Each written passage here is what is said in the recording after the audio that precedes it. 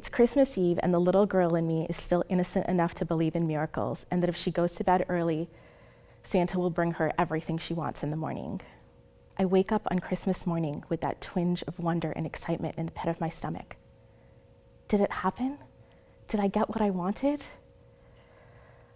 I linger with that wonder just a little while longer before tiptoeing out of bed. I hold my breath in anticipation as I walk down the stairs. Everything looks the same as the night before, tree decorated, presents underneath, but what I asked Santa for has nothing to do with that. I get myself some breakfast and linger with the thought of the Christmas miracle just a little while longer. I imagine my parents coming down the stairs saying, "Merry Christmas, sweetie, we love you so much. Go get your sisters and we can all make breakfast before opening presents." I run up the stairs and go and get my sisters, and we all make breakfast together, filling the house with laughter and happiness.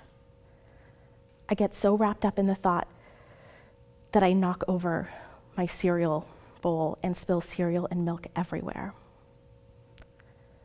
The beautiful thought immediately vanishes and fear sets in. I rush to clean up the mess before my mom can come downstairs. I manage to clean it up before my dad comes. He makes himself some tea and we go sit in the living room. The fear subsides and I relax for a few minutes. But it isn't long before my mom comes down and notices the little bit of milk that I missed. And that's when the yelling starts. She yells at me, and then she yells at my dad. They continue to fight until he escapes to work. Work was always the place that he went to escape the turbulence at home, even on holidays. Nowhere else to go, I hide in my room, my pillow soaked with tears of loneliness, my little heart too broken to even care about the presents. Santa failed me once again. There is no miracle. See, I'm actually an only child. Having sisters is just my fantasy, and I have an abusive mother that tells me how worthless and unwanted I am every opportunity she gets. Every day is hard. Every day hurts. But holidays are the loneliest time of year for me. They're the only time that I let my little heart dream and wish and hope that things could be different. I sit in my room just wishing that the holidays were over and that I could go back to school, and at the same time, dreading the thought. I know all the other kids will have all these wonderful stories to share of all the fun they had with their families. I won't have anything to share. And even if I did, they wouldn't understand anyway. As much as I want to escape and get away from home and my mom, I know that going back to school will only exacerbate the loneliness and isolation I'm feeling. Every year, every holiday, it would be the same. It seemed a little more unrealistic every year. Yet somehow, somewhere, that little girl in me never gave up on her dream of having happy holidays, love, belonging, being accepted and wanted. And somehow, somewhere, the universe kept working to make sure that little girl finally got her miracle. It didn't happen at the time I thought it would.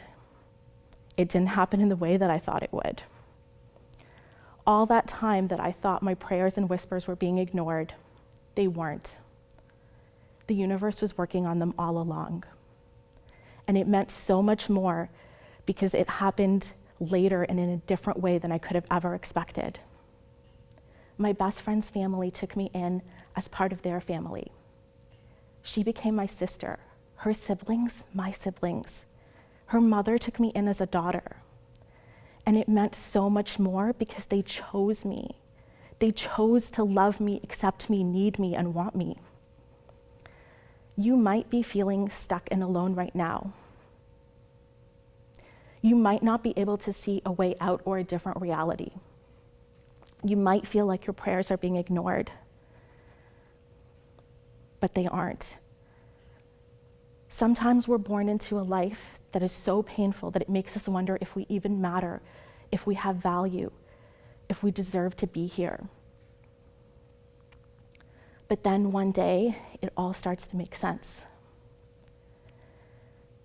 Maybe we felt so meaningless and alone because one day we're going to mean so much to so many people. And the beauty in that is that we're never going to take a minute of it for granted.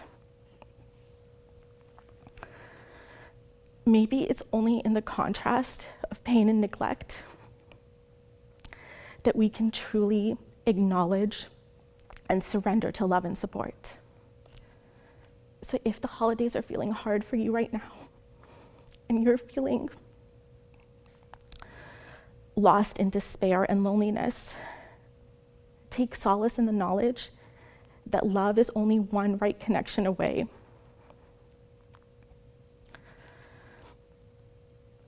Your life could change direction at any moment.